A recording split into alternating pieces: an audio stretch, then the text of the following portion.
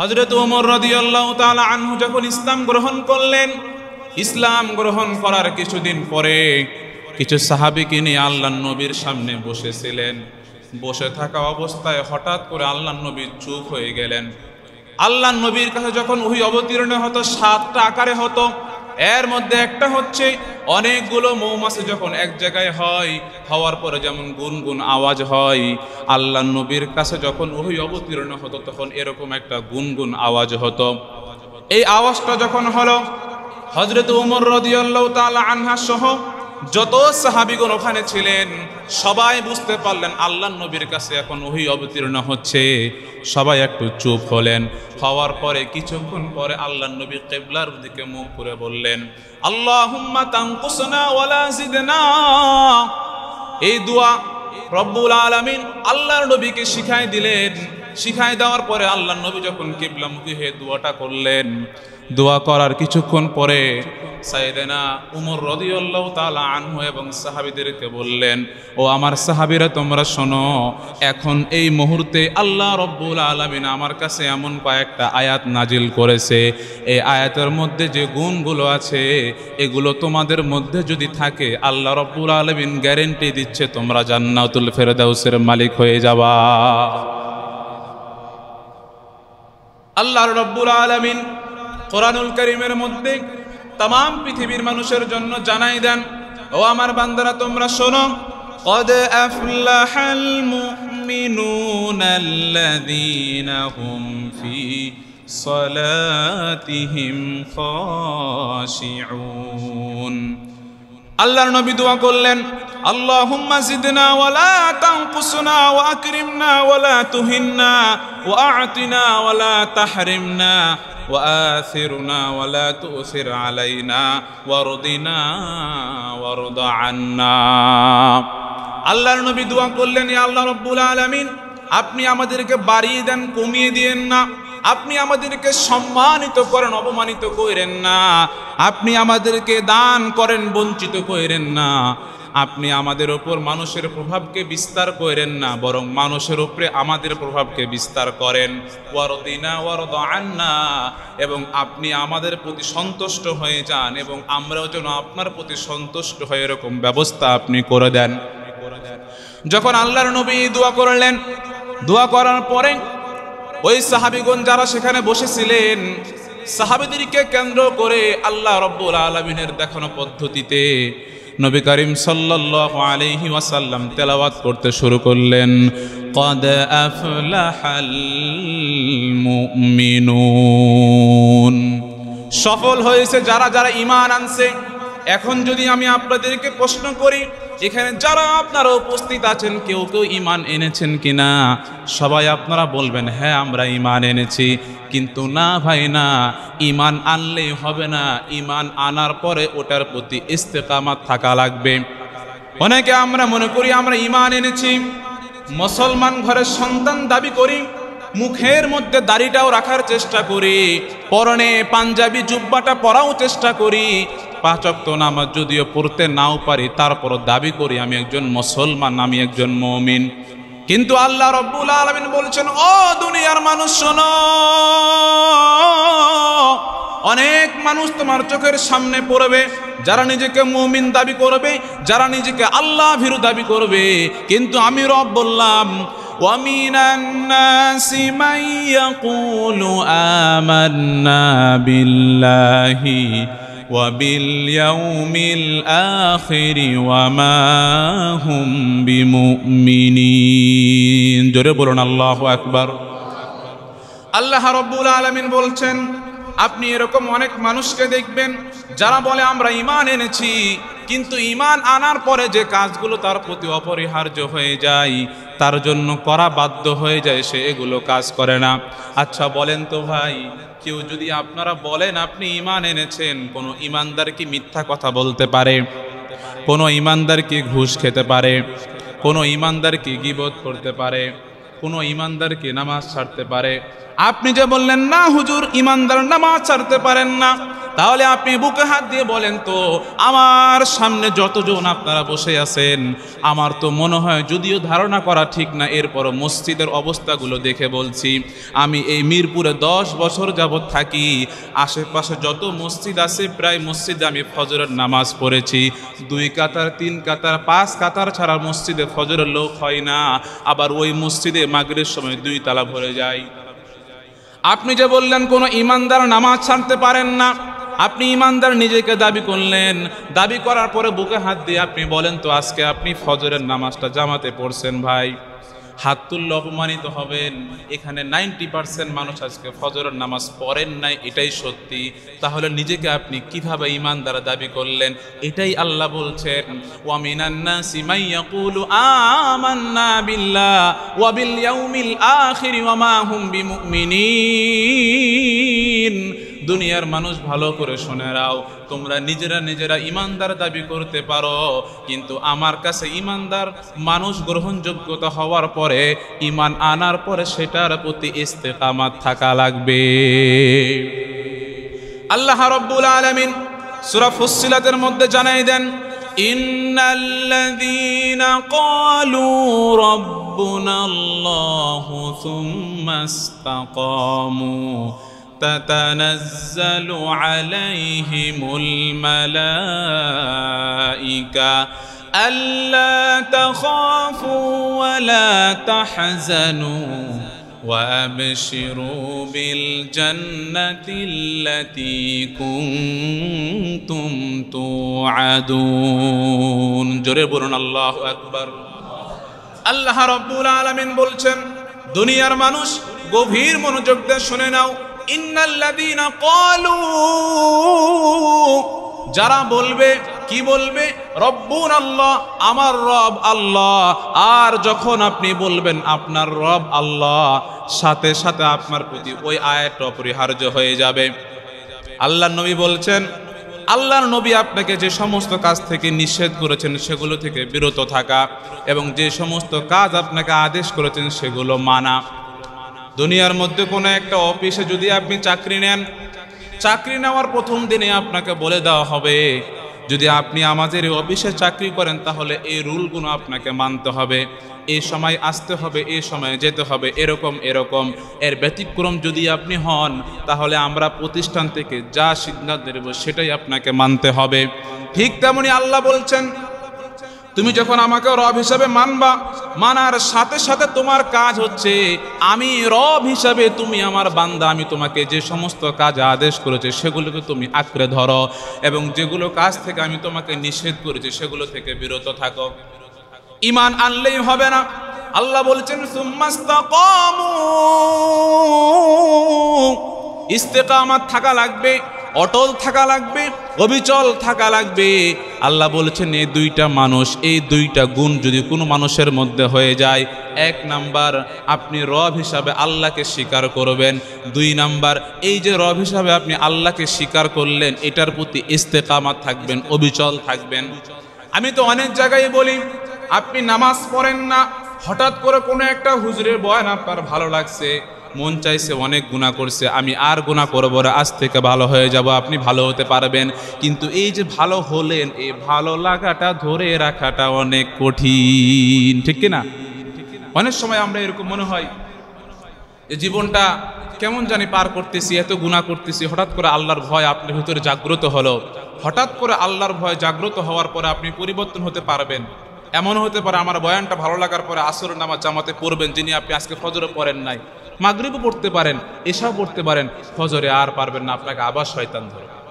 এজন্যই আল্লাহ বলছেন, আমার প্রতি ঈমান আনছো, ঈমান আনার পরে ওইটার প্রতি ইস্তেকামাত থাকো, অবিচল থাকো, অটল থাকো।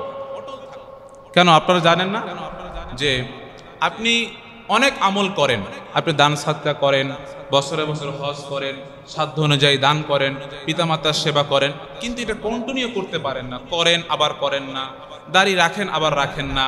কিন্তু আরেকটা মানুষ পক্ষান্তরে উনি তেমন আমল করতে পারে না, তবে যতটুকু করে নিয়মিত করে। আল্লাহ বলছেন এটাই উত্তম। কথা বুঝে আসছে? আল্লাহ বলছে এটাই উত্তম। এজন্য ভাইয়েরা আমার, ঈমান আনলেই হবে না, ঈমান আনার প্রতি ওটার প্রতি ইস্তেকামাত থাকা লাগবে। আর ইস্তেকামাত থাকা লাগা মানে কি? আল্লাহ যা যা বলছে সেটাই আপনাকে মানতে হবে। এখন পুরস্কার কি? যদি আপনি আল্লাহর প্রতি ঈমান আনেন, যদি আপনি স্বীকার করেন যে আপনার রব, আপনার প্রতিপালক, আপনার সৃষ্টিকর্তা একমাত্র আল্লাহ, এবং ওটার প্রতি যদি আপনি ইস্তেকামত থাকেন, আপনার পুরস্কার কি? আল্লাহ রাব্বুল আলামিন বলছেন, যে সমস্ত মানুষগুলো এই দুইটা গুণে গুণান্বিত হবে, তাতানাজ্জালু আলাইহিমুল মালাইকা, আসমান থেকে তাদের জন্য ফেরেশতা নাজিল হবে। ফেরেশতা নাজিল হওয়ার পরে বলবে, আল্লা তাখাফু ওয়া লা তাহজানু ওয়া আবশিরু বিল জান্নাতিল্লাতী কুনতুম তুআদুন। ফেরেশতা নাজিল হয়ে বলবে, আল্লাহ তাখাফু, তোমার কোনো ভয় নাই, ওয়ালা তাহজানু, তোমার কোনো চিন্তা নাই, ওয়া আবশিরু, তুমি সুসংবাদ গ্রহণ করো। আরে কিসের সুসংবাদ? বিল জান্নাত, জান্নাতের সুসংবাদ। আরে কোন জান্নাত? আল্লাতী কুনতুম তুআদুন, যে জান্নাতের ওয়াদা দুনিয়াতে আল্লাহ রাব্বুল আলামিন তোমাদেরকে দিয়েছিল। গভীর মনোযোগ দেন ভাইরা আমার। যেই আল্লাহ আপনাকে জাহান্নামের ভয় দেখালো, যেই আল্লাহ বলল, বান্দা তুমি যদি নামাজ না পড়ো, পরকালে তোমার জন্য এই শাস্তি অপেক্ষা করতেছে, যে আল্লাহ আপনাকে বলল, বান্দা তুমি যদি আমার হুকুমগুলো দুনিয়ার মধ্যে না মানো, আমার বিধান অনুপথে তোমার জীবন তুমি যদি পরিচালিত না করো, মৃত্যুর পর তোমার জন্য এই শাস্তি অপেক্ষা করতেছে, ওই আল্লাহ যদি আপনাকে বলে, আল্লাহ তাখাফু, ওই বান্দা আমি রব বলছি, তোমার কোনো ভয় নাই, ওয়ালা তাহজানু, তোমার কোনো চিন্তা নাই। বলেন তো ভাই, আল্লাহ যদি আমাদেরকে বলে তোমার কোনো ভয় নাই, তোমার কোনো চিন্তা নাই, তাহলে আমাদের কি কোনো ভয় আছে? কথা বলেন, ভয় আছে? কোনো ভয় নাই। কেন ভয় নাই? যেই আল্লাহ জাহান্নামের ভয় দেখাইছে, যেই আল্লাহ জাহান্নামে আগুনের ভয় দেখাইছে, ওই আল্লাহই তো বলতেছে, আল্লাহ তাখাফু ওয়ালা তাহজানু, তোমার কোনো ভয় নাই, তোমার কোনো চিন্তা নাই, তুমি সুসংবাদ গ্রহণ করো, তুমি জান্নাতের সুসংবাদ গ্রহণ করো। আপনি যদি এই জান্নাতের সুসংবাদ গ্রহণ করতে চান, তাহলে আপনার দুইটা কাজ, আল্লাহর প্রতি ঈমান আনেন এবং সেটার প্রতি ইস্তেকামাত থাকেন। কথা বুঝে আসছে ভাই? আল্লাহ বলছেন কি, যে কদ আফলাহাল মুমিনুন, মুমিনরা সফল হয়েছে। এখন তো আমরা নিজেকে সবাই মুমিন দাবি করব। হ্যাঁ, আমরা তো মুসলিম, আমরা তো আল্লাহর প্রতি ঈমান আনেছি, আমরা তো শেষ নবীকে শেষ নবী বলে মানি, আমরা তো মৃত্যু পরবর্তী জীবনকে বিশ্বাস করি, আমরা তো নবী রাসূলকে বিশ্বাস করি, আমরা তো আসমানি কিতাব সমূহের প্রতি বিশ্বাস করি। না, এটা ঈমান না। আল্লাহ বলছেন, ওয়ামিনান নাস মাই ইয়াকুলু আমান্না, অনেকে বলবে ঈমান এনেছি, ঈমান আনে নাই। কেন আনে নাই? তারা ঈমান আনছে। তাহলে আমি যে বললাম, ঈমান আনার পরে কেউ মিথ্যা কথা বলে না, ঈমান আনার পরে কেউ নামাজ ছাড়ে না। আপনি ঈমান আনার পরেও মুসলমান ঘরের বাচ্চা হওয়ার পরে নামাজ ছেড়েছেন, মানে আপনি ঈমান আনেন। আমার কথা না, আল্লাহর কথা। এই জন্য ভাইরা আমার, যেটাই যতটুকু আমল করেন, যতটুকু কাজ করেন, দীর্ঘ করা লাগবে, অনেক করা লাগবে, বিষয়টা এরকম না। তবে যতটুকু করবেন, নিয়মিত করবেন, চেষ্টা করবেন এটা অবিচল থাকার। আল্লাহ আমাদের সবাইকে তৌফিক দান করুন, বলুন আল্লাহুম্মা আমিন। আল্লাহ রাব্বুল আলামিন বলছেন, দুনিয়ার মানুষ ভালো করে শুনে নাও, তুমি যদি নিজেকে ঈমানদার দাবি করতে পারো, তুমি যদি নিজেকে জান্নাতুল ফেরদাউসের মালিক বানাতে চাও, তোমার এক নাম্বার গুণ হবে আল্লাযীনা হুম ফি সালাতিহিম খাশিউন। যারা ঈমানদার হবে, যারা জান্নাতুল ফেরদাউসের মালিক হবে, তাদের এক নাম্বার গুণাগুণ হবে, ওই সমস্ত বান্দারা নামাজে অনেক খুশু হয়ে যায়, অনেক বিনয় হয়ে যায়। বলেন তো ভাই, খুশু মানে কি? খুশু কি আরবি শব্দ না বাংলা শব্দ? এক লোক সৌদি আরব গেছে, বুঝছেন? সৌদি আরব যাওয়ার পরে বলতেছে, কি একটা দেশে আসলাম, সব কিছুই আরবি, শুধু আজানটাই বাংলা। বুঝেন নাই? উনি বাংলাদেশ সবসময় আজান শুনছে, আজান শুনে এটা বাংলা অভ্যস্ত। উনি সৌদি আরবে গিয়ে বলতেছে, কোন দেশে আসলাম, সব কিছুই আরবি, শুধু আজানটাই বাংলা মনে হচ্ছে। খুশু এটা আরবি শব্দ, এর বাংলা অর্থ হচ্ছে বিনয়ী হওয়া, অবনত হওয়া, মানে মনটাকে নরম করা। আল্লাহ বলছেন যে আল্লাযীনা হুম ফি সালাতিহিম খাশিউন, এক নাম্বার গুণ হবে যারা তাদের নামাজে বিনয় খুশু অবলম্বন করে। কিন্তু আমরা আমাদের নামাজের দিকে দেখলে বোঝা যায় আমাদের নামাজে এখন কি খুশু আছে ভাই? এখন সেজদাগুলো দেখেন, মানুষের রুকুগুলো দেখেন, মানে একবারে মনে হয় ওনার নামাজ পড়া দেখে হচ্ছে উনি ব্যায়াম করতেছে, নামাজ পড়তেছে না। হ্যাঁ, ভালো করে খেয়াল করেন, দেখবেন উনি নামাজ না, উনি ব্যায়াম করতেছে। আমার শায়েখ আব্দুল হাই মোহাম্মদ সাইফুল্লাহ হুজুর একটা গল্প বলছিলেন, শুনবেন আপনারা। উনি এক মাহফিলে জিনাইদা না কোথায় যেন গেছে, যাওয়ার পরে এশারের নামাজ পড়বে, মসজিদে গেছে। মসজিদে যাওয়ার পরে ওনার পাশে এক মুরব্বী দাঁড়াইছে। হ্যাঁ, তো গ্রামের মানুষ, মুরব্বী পর্যন্ত শরীরে একটু ঘাম টাম হয় স্বাভাবিক। দাঁড়ানোর পরে সেজদায় গেছে। সেজদায় যাওয়ার পরে হুজুর একসাথে নামাজে দাঁড়াইছে, তো হুজুর এখনো দাঁড়ায় আছে, সূরা ফাতিহা বা অন্য কোনো সূরা মিলাচ্ছে। উনার এগুলো শেষ করে এক রাকাত হয়ে আবার উঠে পড়ছে। তো হুজুর একটু অবাক হয়ে গেল, কিরে মানুষ কি এত তাড়াতাড়ি নামাজ পড়তে পারে? সালাম ফিরা শেষে উনার এই জায়গায় হাত দিয়া জিজ্ঞেস করছে, মুরব্বী আপনি সেজদায় গিয়ে কি পড়লেন? হয় কেন দোয়া পড়ছি। তো আপনি কি দোয়া পড়ছেন আমাকে একটু বলেন তো, আপনি এত 1 সেকেন্ডের মধ্যে আপনার 2টা সেজদা শেষ, আপনি দোয়াটা কি পড়লেন আমাকে একটু বলেন। পর উনি বলতেছে যে আমাদের হুজুর বলতেছে যে আমি যতটুকু জানি সেজদার দোয়া হচ্ছে সুবহানা রাব্বিয়াল আ'লা, সুবহানা রাব্বিয়াল আ'লা, সুবহানা রাব্বিয়াল আ'লা। সর্বনিম্ন 3 বার তো বলাই লাগবে, তো 3 বার বলে নিম্ন তো 5-6 সেকেন্ড লাগে, আপনি তো 1 সেকেন্ড উঠে গেলেন। ভাই বাবা, তুমি যে দোয়াটা বললা এটা কি সেজদার দোয়া? হ্যাঁ, এটা তো সেজদার দোয়া, আমি জানি না, আপনি কি জানেন? আমি তো জানি সবে আলা, সবে আলা, সবে আলা। বুঝেন না মনে হয়? মানে উনি এত সুবহানা রাব্বিয়াল আ'লা যে সিজদার দোয়া উনি এটা জানেই না, উনি জানে সবে আলা, সবে আলা, মানে উনি কারেন্টের নাই পড়ে। আল্লাহ বলছেন যে তুমি যদি মুমিন হতে চাও, তোমার 1 নম্বর গুণ তো হবে এটা, তোমার নামাজের মধ্যে খুশু হবে, আস্তে ধীরে নামাজকে বুঝে পড়ার মতো যোগ্যতা অর্জন করতে হবে। আমি আপনাদেরকে 5টা টিপস দিচ্ছি, যদি আপনি এই 5টা টিপস আপনার ভিতরে লাগাতে পারেন তাহলে আপনার নামাজে ইনশাআল্লাহ খুশু আসবে, বিনয়ী আসবে, ধীরস্থিতা আসবে। 1 নাম্বার হচ্ছে, আপনি যখন নামাজে দাঁড়াবেন তখন আপনার মনে করতে হবে যে আপনার জীবনের এটাই শেষ নামাজ। আচ্ছা বলেন তো ভাই, এই যে আমরা এখন জুমার নামাজ পড়বো কিছুক্ষণ পরে, আমরা যে আসরের নামাজ পড়তে পারবো কোনো গ্যারান্টি আছে? বলেন, কোনো গ্যারান্টি নাই। আপনি যখন নামাজে দাঁড়াবেন মনে করতে হবে এটাই আপনার জীবনের শেষ নামাজ, এরপর আপনার কোনো নামাজ নাই। যদি এরকম হয়, মনে করেন আপনি ফাঁসির আসামি, বলা হলো যে আপনাকে একটুবার ফাঁসি দেওয়া হবে, আপনি 2 রাকাত নামাজ পড়েন, আপনার ওই নামাজটা কিরকম হবে ভাই একটু কল্পনা করেন তো। কিরকম নামাজটা পড়বেন? আপনি চোখ দেওয়া অটোমেটিক, আপনি যদি গাঞ্জাখোর মদখোর হন, আপনি যদি আপনার 50 বছরে 1 ওয়াক্ত নামাজও পড়ে না থাকেন, আপনি যদি মুসলমান হয়ে থাকেন, আমার তো মনে হয় ওই সময় আপনার চোখ দিয়ে পানি পড়বে বাধ্যতামূলক। তো ওই রকম ফিলিংস তো আমাদের এই নামাজে আসে না, ওই রকম ফিলিংস আনতে হবে। যদি আনতে পারেন তাহলে আপনার নামাজে ইনশাআল্লাহ খুশু আসবে। দেখেন, 2 নাম্বার হচ্ছে নামাজকে বুঝে পড়তে হবে। আমরা অনেকে নামাজ বুঝি না। এই যে নামাজে আমরা তেলাওয়াত করি, ইমাম সাহেব কি তেলাওয়াত করতেছে, ওর আয়াতের অর্থগুলো কি আপনারা মোবাইলে দেখেন না? বিভিন্ন বিদেশে দেখবেন ইমাম সাহেব তেলাওয়াত করতেছে, ইমাম সাহেবের সাথে সাথে মুসলিমরাও কাঁদতেছে, দেখছেন না আপনারা? আমাদের বাংলাদেশে ইমাম, ওনারা তো নিজেরাই কোরআনের অর্থ জানেন, এটি একটা সমস্যা। সব মসজিদ না, আমাদের বাংলাদেশে এই একটা সমস্যা, ইমাম যে নামাজ পড়াচ্ছে উনি যে কেরাতটা পড়তেছে উনি নিজেই তার অর্থ জানে না, মুসল্লিরা কি জানবে? এটাই হচ্ছে আমাদের সমস্যা। এজন্য এমন ইমামের পিছনে নামাজ পড়বেন যাকে দেখলেই আল্লাহর কথা স্মরণ হয়, যার তেলাওয়াতের মধ্যে মধু আছে। মধু মানে সুর না ভাই, আমরা তো সুরের পাগল, এটা ধোঁকা, এটা শয়তানের ধোঁকা একটা। যারা আমরা সুরের পাগল, ইমাম সাহেবের তেলাওয়াত মাশাআল্লাহ অনেক সুর না, সুর আপনার ধোঁকা, এটা শয়তান, ওটা আপনার নামাজে মনোযোগী হবে না।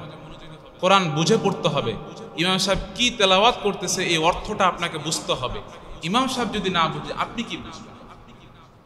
আর এজন্যই আল্লাহ নবী ওই সাহাবীগণ যখন নামাজ পড়াতেন ওই 1 সূরায় বারবার পড়তেন, মানে একটা সূরা ইশারে পড়ছেন, ওটা দেখা পরের দিন ইশারা আবার ওটাই পড়ছেন। কেন? তারা অর্থগুলো বুঝতো, তারা উপলব্ধি করতে পারতো, তার ভিতরে ভয় কাজ করতো।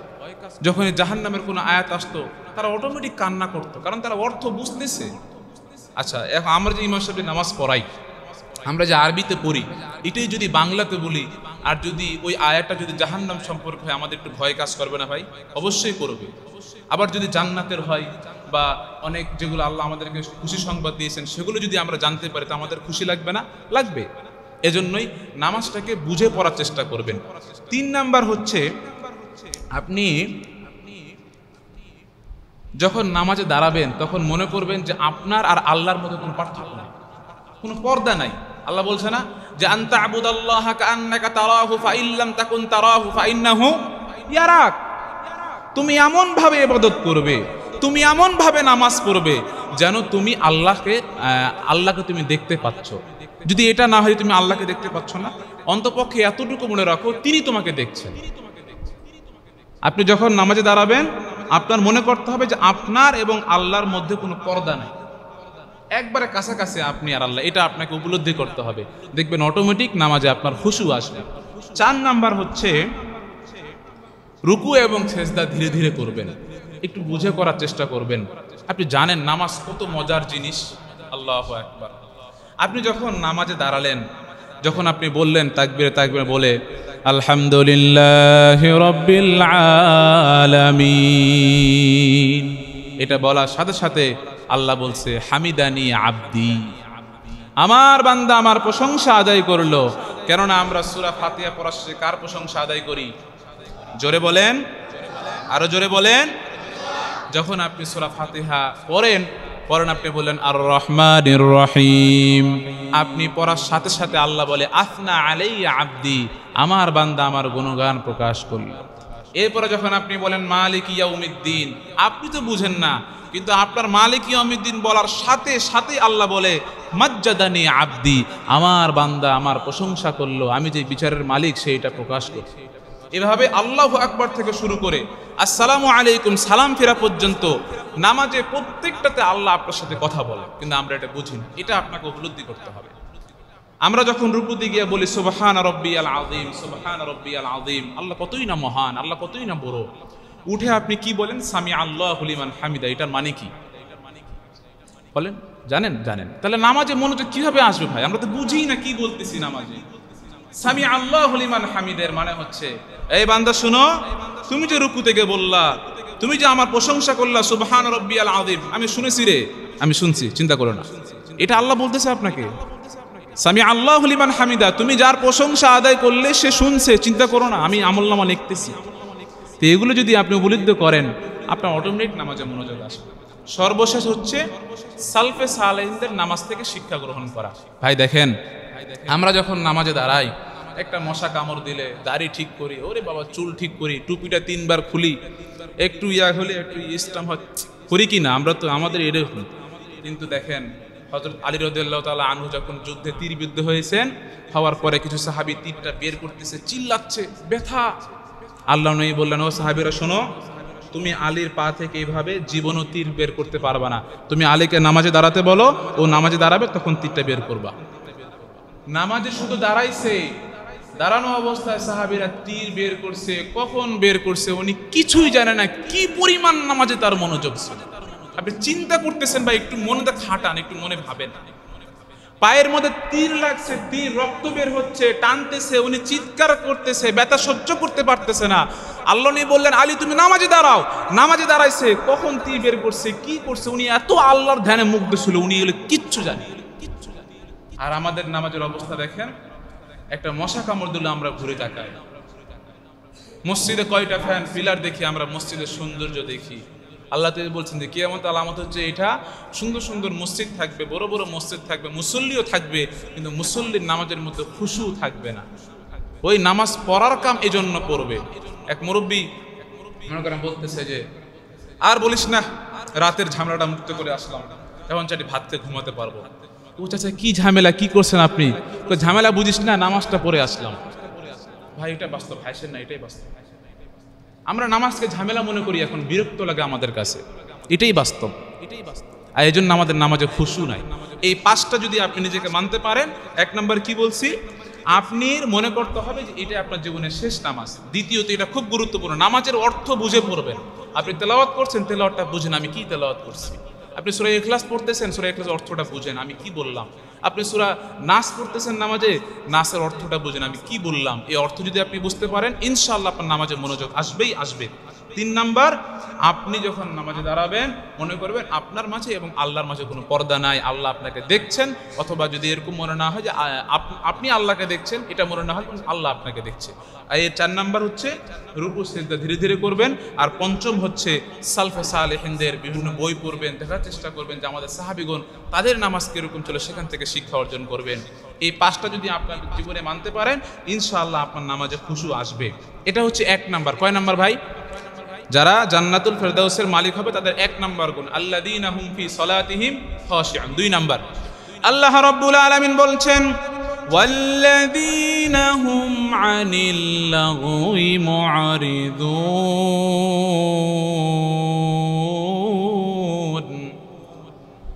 যারা মুমিন হবে, যারা ঈমানদার হবে, যারা কিনা জান্নাতুল ফেরদাউসের মালিক হবে, তাদের 2 নাম্বার গুণ হবে আনিল লাগওয়ি মুআরিদুন। তারা কোনো অনর্থক কথা বলবে না, কোনো বাজে কথা বলবে না। যদি আপনার কথা বলার দরকার হয়, যতটুকু আপনার প্রয়োজন, প্রয়োজনের বাইরে তারা কথা বলবে না। এমন কোনো কাজ করবে না, এমন কোনো কথা বলবে না যে কথা বলার পরে তার কাছে মনে হবে আমি এই সময়টা এখানে নষ্ট করলাম, এই কথাটা এখানে আমার বলার কোনো দরকার ছিল না। আল্লাহ রাব্বুল আলামিন অন্য আয়াতে কারিমার মধ্যে বলেন ওয়াল্লাযীনা লা ইয়াশহাদুনা আয-যুরা ওয়া ইযা মাররু বিল-লাগওয়ি মাররু কিরামা। জোরে বলুন আল্লাহু আকবার। যারা কিনা রহমানের বান্দা হবে, যারা কিনা ঈমানদার হবে, তারা কোনো ঝগড়ার মধ্যে লিপ্ত হবে না, কোনো তর্কের মধ্যে লিপ্ত হবে না। যদি তার সাথে অন্য কেউ ইচ্ছা করে ঝগড়া লাগতে আসতে পারে, তারপরও সে ঝগড়া করবে না, সে সম্মানের সাথে সেখান থেকে বেরিয়ে আসবে। কিন্তু আমাদের মাইন্ড সেটআপ এমন হয়ে গেছে, আমরা আরো মানুষের সাথে ইচ্ছা করে ঝগড়া লাগি কিনা। যদি আপনার কেউ 10% ক্ষতি করে, আপনি তার কিভাবে 20% ক্ষতি করবেন এই চিন্তা আমরা করি। কিন্তু আল্লাহ বলছেন তুমি যদি ঈমানদার দাবি করো, তুমি তো অন্য মানুষের সাথে ঝগড়ায় লিপ্ত হবে না। তোমার সাথে কেউ যদি, তোমার দোষ নাই, তারপরেও তোমার সাথে কেউ যদি ঝগড়া লাগাতে আসে, তুমি সেখান থেকে সম্মানের সহিত তাকে সালাম দিয়ে সেখান থেকে চলে যাবে। কিন্তু আমাদের দিকে দেখেন, আমরা আরো ইচ্ছা করে ঝগড়া লাগি। আল্লাহ বলছেন আল্লাহ নবী বলছেন মান সামাতা না যা, দরকার হলে কথা বলো, আর না হলে চুপ থাকো। চুপ থাকাটাই তোমার জন্য নাজাতের ওসিলা হয়ে যায়। আমরা কোনো বাড়তি কথা বলবো ভাই, দরকার নাই। কোনো বেহুদা কথা বলা দরকার নাই। এখন তো আমরা কি আর বলবো, ফেসবুকের যুগ, ইন্টারনেটের যুগ। অযথায় আমরা কত সময় নষ্ট করি। কোন মানুষের আমরা যাচাই বাছাই না করে একটা কমেন্ট করে দিলাম, হয়ে গেল একটা গীবত। কত মানুষের কি একটা ভিডিও আসলো, তাকে অপমান করার জন্য শেয়ার করে দিলাম, হয়ে গেল। এটাই হচ্ছে বেহুদা কাজ, যেটা কোনো মুমিন, কোনো ঈমানদারের কাজ হতে পারে না। এটা হচ্ছে 2 নাম্বার। 3 নাম্বার, আল্লাহ রাব্বুল আলামিন বলেন ওয়াল্লাযীনা হুম লিফুরুজিহিম হাফিদুন। দুনিয়ার মানুষ ভালো করে শুনে নাও, তুমি যদি ঈমানদার হতে চাও, আল্লাহর পছন্দনীয় বান্দা হতে চাও, তোমার 3 নাম্বার গুণ হবে ওয়াল্লাযীনা হুম লিয-যাকাতি ফাঈলুন। তুমি তোমার মালের যাকাত আদায় করবে। এই যাকাত আদায় করার কারণে যদি আপনার প্রতি যাকাত ফরজ হয়ে যায়, আর যখন আপনি যাকাত আদায় করবেন, যাকাত আদায় করার ফলে আপনার পুরা জীবনের সব গুনাহগুলো মাফ করে দিবে কে? আরো জোরে বলেন। আল্লাহ অন্য জায়গায় বলছেন ক্বাদ আফলাহা মান যাক্কাহা ওয়া ক্বাদ খাবা মান দাসসাহা। যে ব্যক্তি যাকাত আদায় করলো, যাকাত ফরজ হওয়ার পরে ওই যাকাত সে যদি হিসাব করে আদায় করে দেয়, আল্লাহ রাব্বুল আলামিন বলছেন ওই বান্দাটা পরিশুদ্ধ অন্তর করলো, শুদ্ধ হয়ে গেল। আর কেউ যদি যাকাত আদায় না করে, যাকাত আদায় না করার কারণে তার পুরা জীবনটাই বরবাদ হয়ে যাবে। যাকাত আদায় করা মানে কি? যাকাত আমরা কেন আদায় করি? আমরা অনেকে মনে করি যে যাকাত এটা আমার জিনিস না, এটা আপনার জিনিস না। আল্লাহ বলছেন তোমার যখন তোমার প্রতি যাকাতটা ফরজ হয়ে গেল, হওয়ার পরে যে টাকাটা বের হলো, এই টাকাটা তুমি মালিকই তো না, এটা আমি তোমাকে দিয়েছি, কিন্তু মালিক তুমি না, এটার মালিক 10 নম্বর পারা আল্লাহ বলে দিয়েছেন, ইন্নামা সাদাকাতুল লিল ফুকারা ওয়াল মাসাকিন ওয়াল আমিলিন আলাইহা ওয়াল মুআল্লাফা। আল্লাহ ধারাবাহিকভাবে বলেছেন এগুলো মালিক তিনি হয়ে যায়। যখন আপনি হিসাব করে একবারে পই পই করে আপনি এই হিসাবটা বের করে দিবেন, আপনার পুরা সম্পদ থেকে আল্লাহ যত বিপদ বালা মুসিবত আপনার আমল নামা সব কিছু দূর করে দিবেন এবং আপনাকে প্রসিদ্ধ একটা অন্তর দান করুন। বলেন সুবহানাল্লাহ। আমরা যাকাত আদায় করবো তো ভাই ইনশাআল্লাহ। এবং যদি আপনি মুমিন হতে চান, জান্নাতে যেতে চান, যাকাত আদায় করা ছাড়া বিকল্প নাই, আপনার করতে হবে, এটা আপনার গুণ, এটা আপনার বৈশিষ্ট্য, বলছেন আল্লাহ। এরপরে আল্লাহ রাব্বুল আলামিন বলেন ওয়াল্লাযীনা হুম লিফুরুজিহিম হাফিজুন। ও দুনিয়ার মানুষ, তুমি যদি ঈমানদার হতে চাও, তোমার এর পরের গুণ হবে তুমি তোমার লজ্জা স্থানকে হেফাজত করবে। লজ্জা স্থান হেফাজত করার প্রথম নিয়ম হচ্ছে আপনি আপনার লজ্জা স্থানকে ঢেকে রাখবেন। মহিলা পর্দা করবে, পুরুষ তার সতর ঢেকে রাখবে, এটাই আল্লাহ রাব্বুল আলামিন বলছেন। কোরআনুল কারীমের মধ্যে আল্লাহ রাব্বুল আলামিন বলেন ইয়া বানি আদম লা ইয়াফতিনান্নাকুমুশ শাইতানু কামা আখরাজা আবাওয়াইকুম মিনাল জান্নাতি ইয়ানজি'ু আনহুমা লিবাসাহুমা লিয়ুরিয়াহুমা সাওআতিহিমা। আল্লাহ রাব্বুল আলামিন বলছেন দুনিয়ার মানুষ, তোমরা শয়তানের ধোঁকায় পড়ে তোমরা তোমাদের লজ্জা স্থানকে বের করো না। তোমাদের পিতা আদম এবং মাতা হাওয়া আলাইহিস সালাম থেকে শিক্ষা নাও, তারা যেমন শয়তানের ধোঁকায় পড়ে তাদের লজ্জা স্থান বের করে একে অপরকে দেখিয়েছিল। কিয়ামতের আগ পর্যন্ত আমি কোরআনে আয়াত নাজিল করে দিলাম, এই আয়াত থেকে তোমরা শিক্ষা নাও, তোমরা কিয়ামতের আগ পর্যন্ত এই লজ্জা স্থান মানুষকে দেখায়ও না।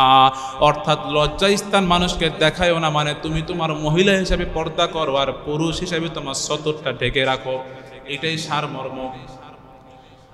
কিন্তু আল্লাহ রাব্বুল আলামিন বলেন দুই জায়গা ব্যতীত, ইল্লা আলা আজওয়াজিহিম আও মা মালাকাত আইমানুহুম ফাইন্নাহুম গায়রু মালুমিন। জোরে বলুন আল্লাহু আকবার। আল্লাহ বলছেন তুমি তোমার লজ্জা স্থানে হেফাজত করবে দুই জায়গা ব্যতীত, তোমাদের স্ত্রী এবং দাস ব্যতীত।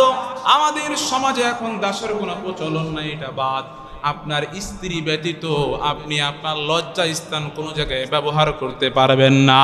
এই দাসী এবং আপনার স্ত্রীর বাইরে যদি আপনি অন্য কোনো মাধ্যমে আপনি আপনার যৌবন চাহিদা পূরণ করেন, তাহলে আল্লাহর কাছে আপনি সীমা লঙ্ঘনকারী বলে গণ্য হবে। আল্লাহ বলছেন তুমি যদি দুনিয়ার মধ্যে কোনো মানুষ যদি এই জিহ্বা এবং লজ্জা স্থানে হেফাজতের দায়িত্ব নিতে পারে, আমি রব বললাম ওই দুনিয়া মানুষের জন্য আমি জান্নাতটাকে গ্যারেন্টি করে দিলাম। আপনি খেয়াল করে দেখবেন আমরা আমাদের জীবনের 90% গুনাহ এই দুইটা জিনিসের মাধ্যমে করি, লজ্জাস্থান এবং জিহ্বা। মুখ দিয়ে কি করি? মিথ্যা কথা, গীবত করা, হারাম খাওয়া, এই করা সেই করা, কত গুনাহ, গুনাহ আর গুনাহ। আর লজ্জাস্থান, এজন্য আল্লাহ নবী বলছেন তুমি তোমার লজ্জাস্থান এবং জিহ্বার যদি হেফাজত নিতে পারো, আমি তোমার জন্য জান্নাতের হেফাজত নিয়ে নিলাম। পারবো তো ইনশাআল্লাহ ভাই? ইনশাআল্লাহ পারতে আমাদেরকে হবেই। এরপরে আয়াতের মধ্যে আল্লাহ রাব্বুল আলামিন দুইটা কথা বলছেন। আল্লাহ রাব্বুল আলামিন বলছেন ফামান ইবতাগা ওয়ারাআ যালিকা ফাউলাইকা হুমুল আদুন والذين هم لأماناتهم وعهدهم راعون। দুনিয়ার মানুষ ভালো করে শুনে নাও, তুমি যদি আমার পছন্দনীয় বান্দা হতে চাও, জান্নাতুল ফেরদাউসের মালিক হতে চাও, তোমার এর পরের গুণটা হবে তুমি কখনো আমানতের খেয়ানত করবে না। আমানত অনেক প্রকার হয়, আমরা অনেক সময় মনে করি শুধুমাত্র টাকার ক্ষেত্রে আমানত না হয় না, অনেক ক্ষেত্রে আমানত হয়। এরকমও হতে পারে আপনাকে একটা মানুষ বলল, ভাই আমার এই গোপন কথা তোকে আমি বললাম, তুই কাউকে বলিস না।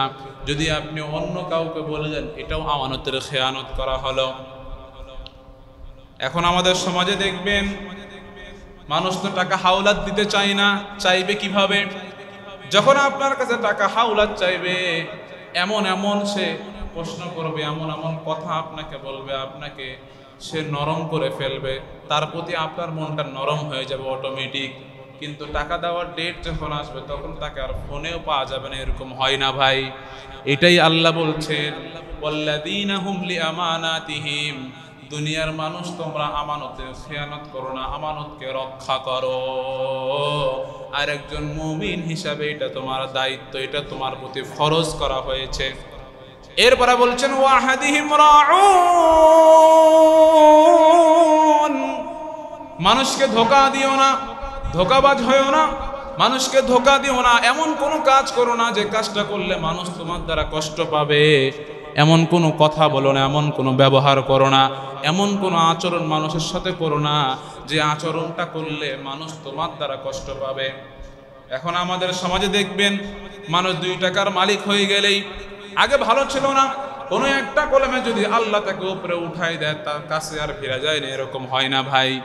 কিন্তু আল্লাহ বলছেন না না না, দুনিয়ার মানুষ কোনো মুমিনের পরিচয় তো এরকম হতে পারে না, কোনো মুমিনের ব্যবহার তো এরকম হতে পারে না।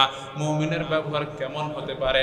আল্লাহ বলছেন ওয়া ইবাদুর রাহমানিল্লাযীনা ইয়ামশুনা আলাল আরদি হাওনা ওয়া ইযা খাতাবাহুমুল জাহিলুনা ক্বালু সালামা। জোরে বলুন আল্লাহু আকবার। মুমিনের ব্যবহার তো এরকম হবে। কোন একটা মানুষ রাস্তা দিয়ে যখন হাঁটবে, তার হাঁটার মধ্যে কোনো অহংকার প্রকাশ পাবে না, তার হাঁটার মধ্যে এমন কোনো ভাব প্রকাশ পাবে না যে ভাবটার কারণে আমরা বুঝতে পারবো সে অন্য কোনো মানুষকে ছোট করে কথা বলছে। এমন কোনো ভাব প্রকাশ পাবে না যে ভাবের কারণে আমরা বুঝবো এই মানুষটা কেমন যেন আমাকে একটু ছোট করলো। বরং দুনিয়াতে এমনভাবে নম্রভাবে হাঁটবে। এই নম্রভাবে হাঁটার মানে এই না যে আপনার জুব্বাটা পরিষ্কার হবে না, আপনার শার্টটাও পরিষ্কার থাকবে, আপনি একবারে পাগলের মতো নুয়ে নুয়ে হাঁটবেন, বিষয়টা এরকম না। ইয়ামশুনা আলাল আরদি হাওনা, এই হাওনা মানে হচ্ছে, মুফাসসিরগণ ব্যাখ্যা করেন, আপনি আপনার সাধ্যমতো সুন্দরটা পড়ার চেষ্টা করবেন, আপনি আপনার সাধ্যমতো সুন্দরভাবে রাস্তায় চলাফেরার চেষ্টা করবেন। কিন্তু শুধু একটা কথা মাথায় রাখবেন, আপনার চলাফেরার কারণে যেন এরকম প্রকাশ না পায় যে আপনি মানুষকে ছোট করছেন। বুঝতে পারছেন? এর মানে এই না যে আপনি একবার রাস্তা পাগলের মতো চলাফেরা করবেন, কোনো স্মার্টলি থাকবেন না, কিছুই থাকবেন, বিষয়টা এরকম না। আপনি আপনার সাধ্যমতো সুন্দরটাই চল করার চেষ্টা করবেন, কিন্তু আপনার মনের মধ্যে এরকম যেন কল্পনা না আসে যে আমি মাশাআল্লাহ অনেক সুন্দর, আমার জামা কাপড় সুন্দর, তুমি কি পরে চলাফেরা করো, তোমাকে দেখতে কেমন লাগে, আমার সাথে তুমি মিশো না, কেমন কেমন, এরকম যেন প্রকাশ না হয়। আল্লাহ এটাই বলছেন যে মানুষকে ধোঁকা দিও না, এমন কোনো কাজ করো না যে কাজ করলে মানুষ তোমার দ্বারা কষ্ট পায়। এই দুনিয়াতে যত মানুষ আমরা দেখছি, সব থেকে আপনার ভালো ব্যবহার করার হকদার কে বলেন তো? এর আগে আলোচনা বলছিলাম আমি, এই আলোচনাটা আবার ধারাবাহিকভাবে আসলো। সব থেকে আপনার ভালো ব্যবহার হকদার হচ্ছে আপনার মা। আল্লাহ নবীকে জিজ্ঞেস করা হলো, ইয়া রাসূলুল্লাহ, আমার থেকে সব থেকে ভালো ব্যবহার করার হকদার কে? তিনি বললেন তোমার মা, তারপর তোমার মা, তারপর তোমার মা, তারপর তোমার আব্বা। আল্লাহ নবী 3 বার এখানে মায়ের কথা বলছেন। কিন্তু দেখেন তো আমরা মায়ের সাথে কিরকম আচরণ করি এখন। মানুষই, আরে ভাই, অনেকে আমরা মা বাবাকে মানুষই মনে করি না, মানুষই মনে করি না, ওনাদের এমন আচরণ আমরা করি। অথচ আল্লাহ বলছেন উফি ওয়ালা তানহারহুমা ওয়া কুল লাহুমা কাওলান কারীমা। আরে উফ শব্দ তো করবা না, তার মানে এটা না যে কথা বলবা না, কথা বলবা। ওয়া কুল লাহুমা কাওলান কারীমা, সম্মানের বাক্যে যে বাক্য ব্যবহার করলে, যে শব্দ ব্যবহার করলে তোমার মা তোমার বাবা তোমার প্রতি খুশি হয়, সেরকম কথা সেরকম শব্দ ব্যবহার করে তুমি তোমার মা বাবার সাথে কথা বলো। আমাদের সমাজের দিকে দেখেন, আমরা আমাদের পিতামাতাকে মানুষই মনে করি না। ভাইয়ের আমার, যদি আপনি ইমানদার হতে চান, সত্যিকার অর্থে মুমিন নিজেকে দাবি করতে চান, তাহলে অবশ্যই আপনার ভিতরে এই গুণটা থাকতে হবে।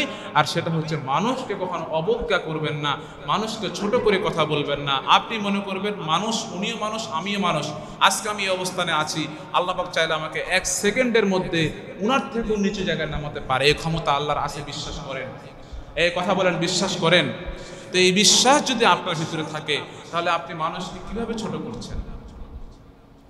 মানুষকে আপনি কিভাবে ছোট করছেন? আল্লাহ আমাদের সবাইকে রক্ষা করুন, বলুন আল্লাহুম্মা আমিন। এরপরে সর্বশেষ গুণ হচ্ছে 7 নাম্বার। আল্লাহ রাব্বুল আলামিন বলেন, ওয়াল্লাযীনা হুম লিআমানাতিহিম ওয়া আহাদিহিম রাউন ওয়াল্লাযীনা হুম আলা সালাওয়াতিহিম ইউহাফিযুন। জোরে বলুন আল্লাহু আকবার। আল্লাহ রাব্বুল আলামিন বলছেন, দুনিয়ার মানুষ ভালো করে শুনে নাও, তুমি যদি আমার পছন্দনীয় বান্দা হতে চাও, জান্নাতুল ফেরদাউসের মালিক হতে চাও, তোমার সর্বশেষ গুণ হবে সালাওয়াতিহিম ইউহাফিযুন।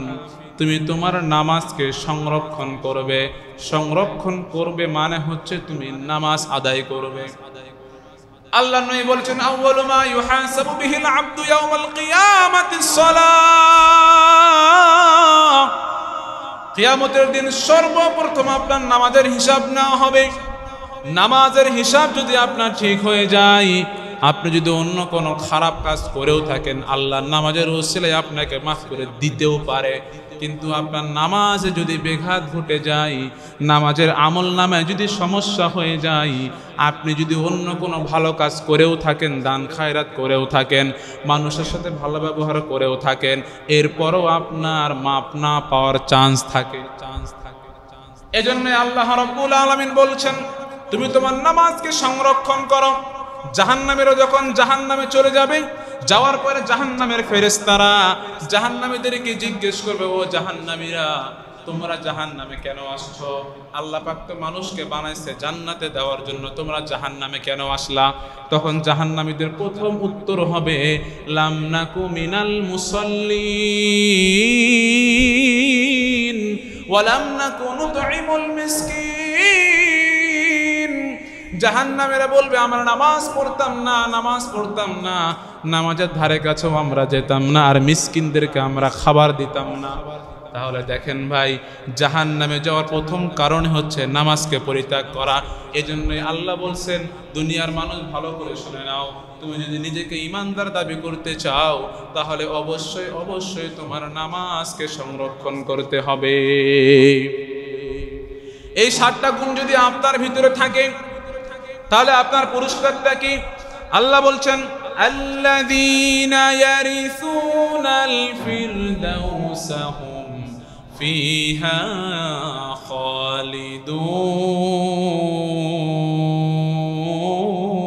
খালিদুন।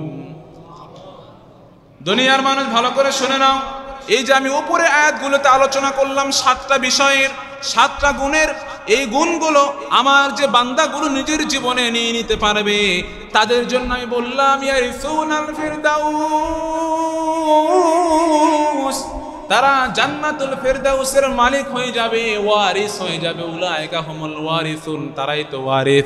আর এটা একটা এমন জান্নাত, এই জান্নাতে আপনি একবার প্রবেশ করবেন, খালিদিনা ফিহা, অনন্তকাল, চিরস্থায়ী, যেটা আমরা জানি না। আমরা যখন জান্নাতে চলে যাব, যাওয়ার পরে আল্লাহ রাব্বুল আলামিন আপনাদেরকে জিজ্ঞেস করবে, ওয়াকালুল হামদুলিল্লাহিল্লাযী সাদাকানা ওয়া'দাহু ওয়া আওরাসানাল আরদা নাতাবাওয়াউ মিনাল জান্নাতি হাইসু নাশা। জান্নাতীরা যখন জান্নাতে চলে যাবে, যাওয়ার পরে আল্লাহ জিজ্ঞেস করবেন, ও আমার জান্নাতীরা, গভীর মনোযোগ দেন, জান্নাতীদেরকে জিজ্ঞেস করবে, ও আমার জান্নাতীরা, শীতের মধ্যে ল্যাব থেকে উঠতে মন চাই নাই, এই তবলোকে নিম্ন 1000 কি অনেক ফ্যামিলি এলাকায় থাকে, ফজরের নামাজে এক কাতার মানুষ এই জুমা কমপ্লেক্সে পাওয়া যায় না। এই ঠান্ডার মধ্যে তোমরা যে উজু করে আমাকে ভয় করে, জাহান্নামের কথা ভয় করে, জান্নাতের আশায় নামাজ যে পড়েছিলা, বইয়ের কথা শুনতে গিয়ে পিতামাতার সাথে খারাপ আচরণ হয়ে যায়, আবার পিতামাতার কথা শুনতে গিয়ে বইয়ের সাথে খারাপ আচরণ হয়ে যায়। এই দুইটাকে ব্যালেন্স করে তোমরা যে এত কষ্ট করে স্যাক্রিফাইস করে চলছিলাম, এত কষ্ট যে তোমরা করছিলাম, তোমাদেরকে বলা হয়েছিল এই জুমা কমপ্লেক্সের মেম্বারে বসে আজকের তারিখে বলা হয়েছিল যদি আপনি কষ্ট করে গুণগুলো অর্জন করতে পারেন, আমল করতে পারেন, তাহলে পরকালে আপনার জন্য অনন্তকাল জান্নাতের অপেক্ষা করতেছে। দুনিয়ায় তোমরা যেগুলো শুনছিলা মাহফিলে মাহফিলে হুজুর তোমাদেরকে যে বলতো, আজকে তোমরা কি এগুলো মিল পাইছো নাকি? কে জিজ্ঞেস করছে কাকে বলেন তো? আল্লাহ জিজ্ঞেস করতেছে জান্নাতীদেরকে। এই যে দুনিয়াতে এত তোমরা শুনছিলা যে মরলে নাকি জান্নাত, আর মরলে ভালো কাজ করলে জান্নাত, এই সেই, এগুলো কি তোমরা পাইছো? সব কিছু ঠিকঠাক আছে তো নাকি? বলছিলাম যে যৌবন হেফাজত করো, আমি হুর দিব, এই করবা সেই করবে, এগুলো পাইছো তোমরা? জান্নাতীরা বলবে সাদাকানা ওয়াদাহু ওয়া আওরাসানাল আরদা নাতাবাওয়াউ মিনাল জান্নাহ। আল্লাহ, দুনিয়ায় যা শুনছিলাম এর থেকেও কয়েক হাজার হাজার হাজার গুণ কোটি আমরা নিয়ামত এখানে পাইছি। সুবহানাল্লাহ কইতেন না? তখন আল্লাহ বলবেন আরেকটু বাড়িয়ে দিব নাকি? আরেকটু বাড়িয়ে দিব? জান্নাতীরা অবাক হয়ে যাবে, কিরে আমরা যে পরিমাণ নিয়ামতের মধ্যে আছি এটা কি আরো বাড়ানো যায় নাকি? সুবহানাল্লাহ কইতেন না? আপনি বুঝেন ভাই, তাহলে একটা মানুষ কি পরিমাণ নিয়ামতের মধ্যে থাকলে উনি বলে যে এই নিয়ামত কি আরো বাড়ানো যায়? দুনিয়ার মধ্যে আপনার কোনো চাহিদা শেষ হবে না। আপনি 1 লক্ষ টাকার মালিক, আপনার চাহিদা 1 কোটি টাকার মালিক হওয়া। আপনি 1 কোটি টাকার মালিক, আপনার চাহিদা থাকবে আপনি 100 কোটি টাকার মালিক হবে। আপনি এখন ব্যবহার করেন 20 লাখ টাকার গাড়ি, আপনার চাহিদা হবে আপনি কি হবে 1 কোটি টাকার গাড়ি কিনবেন। দুনিয়াতে আপনার চাহিদা কখনোই শেষ হবে না, আপনার চাহিদা মানে পূরণ হবেই না। এটা মানুষের জন্মগত অভ্যাস, একটা পর একটা পদক্ষেপ আপনার বাড়তেই থাকবে, স্তর বাড়তেই থাকবে। মনে হবে যে মনে হয় আর একটু সুখ হবে। আপনি গ্রামে থাকেন, মনে করেন যারা ঢাকায় থাকে কতই না উচ্চ, আপনি ঢাকায় আসছেন, মনে হবে মিরপুর নিম্ন, গুলশানে কতই না ভালো হতো, গুলশানে আসেন মনে হবে বিদেশ দুবাই আসেন, মানে এইভাবেই আপনার বাড়বে। এটাই নিয়ম ভাই, কিছু করার নাই। কিন্তু জান্নাতের যখন আল্লাহ বলবে যে এত নিয়ামতের মধ্যে আছে, এটাকে আর একটু বাড়িয়ে দিই, আমি একটু খুশি হয়ে, ওটারা মাথায় কাজ করবে। এত নিয়ামতের মধ্যে আসি, যখন যা চাই, পেশাব নাই পায়খানা নাই, যা মন চাই তাই খাই, যখন যেটা বলি চোখের সামনে চলে আসে, আরো নিয়ামত হয়। সুবহানাল্লাহ, সুবহানাল্লাহ কইতেন না? এই জন্য আমরা এই গুণগুলো অর্জন করতে পারবো তো ভাই? তাহলে কি বলছিলাম, সামারি করে দিই আপনাদেরকে।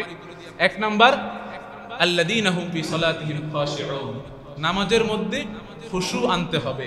খুশু মানে কি বলছি? নরম হয়ে ধীরস্থিরতে আল্লাহর নত হয়ে নামাজ পড়া। 2 নম্বরে বলছি যে কোনো অযথা বাড়তি কোনো কথা বলা যাবে না, যতটুকু প্রয়োজন বেহুদা কোনো কথা বলবেন না। 3 নম্বরে বলছি আপনার সামর্থ্য হলে আপনি যাকাত আপনার এটা আদায় করে ফেলবেন। এরপরে বলছি আপনি লজ্জাস্থানে আপনি হেফাজত করবেন, এবং যে 2 জায়গা ব্যতীত এর ব্যতীত আপনি সব জায়গায়। এরপরে হচ্ছে আপনি বললাম যে আপনি আমানত রক্ষা করবেন, খেয়ানত করবেন না, এবং মানুষকে ধোঁকা দিবেন না।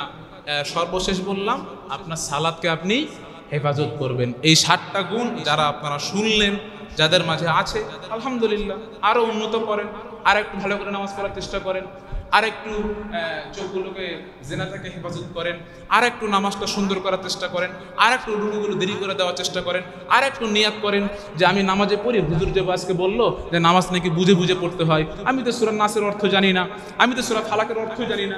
ইমাম সাহেব বলে আমি উনামকে হা করে তাকে থাকে দোকানে হিসাব করি, আর বাড়িতে আমরা যেমন হিসাব করি, তা আমি একটু সূরা অর্থগুলো পড়ার চেষ্টা করি, আমি একটু নামাজটা বোঝার চেষ্টা করি। আমি যে পড়ি আত্তাহিয়াতু লিল্লাহি ওয়াস সালাওয়াতু ওয়াত তাইয়্যিবাতু আসসালামু আলাইকা, এটা অর্থ কি আমি জানি না। আপনি কিসের মুসলমান? আমি যে পড়ি আল্লাহুম্মা ইন্নী যালামতু নাফসি যুলমান কাসীরা ওয়া লা ইয়াগফিরু যুনুবা ইল্লা আনতা ফাগফিরলি, এটার অর্থ কি আপনি জানার চেষ্টা করেন। যখন আপনি জানেন এই যে আল্লাহুম্মা ইন্নী যালামতু নাফসি এর অর্থ কি, আপনি আল্লাহকে বলছেন আল্লাহ আমি নিজের প্রতি জুলুম করেছি, শুধু জুলুম করি নাই, যুলমান কাসীরা অনেক অনেক জুলুম করছি, ফাগফিরলি, অতএব আপনি আমাকে মাফ করেন। আমি জানি রব তুমি ছাড়া আমাকে মাফ করার কেউ নাই। আপনি এগুলো ভাবেন নামাজে ভাই, ভাবেন না তো? একটু পর সালাম ফিরাবো, আপনি উঠে দৌড় দিবেন। আপনি জানেন না তো অর্থগুলো, আপনি কেন নামাজে মনোযোগ হবে আপনার? এজন্য আপনি নামাজে কি পড়তেছেন, আপনি সেজদায় গিয়ে পড়তেন সুবহান রাব্বিয়াল আলা, এটার অর্থ কি জানার চেষ্টা করেন। আপনি এই সূরা ফাতিহার পরে যে সূরাগুলো মিলান, যে কয়টা সূরা পারেন, এগুলো অর্থ জানার চেষ্টা করেন। দেখবেন নামাজে আপনার এমন মনোযোগ হবে, আমরা তো সাহাবীদের মতো নবীদের মতো হতে পারবো না, তবে চেষ্টা তো করতে হবে, তাই না? আল্লাহ পাক ভালো করে জানেন যে আমাদের ঈমান আর ওনাদের ঈমান আসমান জমিন তফাৎ, তাই বলে আপনাকে চেষ্টা করতে হবে। আল্লাহ আমাদের সবাইকে কবুল করুন, বলুন আল্লাহুম্মা আমিন। এই গুণগুলো আমাদের যাদের মাঝে আছে তারা এটাকে আর ভালো করার চেষ্টা করব, এবং যাদের মাঝে নাই এই গুণগুলো আমরা অর্জন করার চেষ্টা করব। আল্লাহ পাক আমাদের সবাইকে তৌফিক দান করুন, বলুন আল্লাহুম্মা আমিন।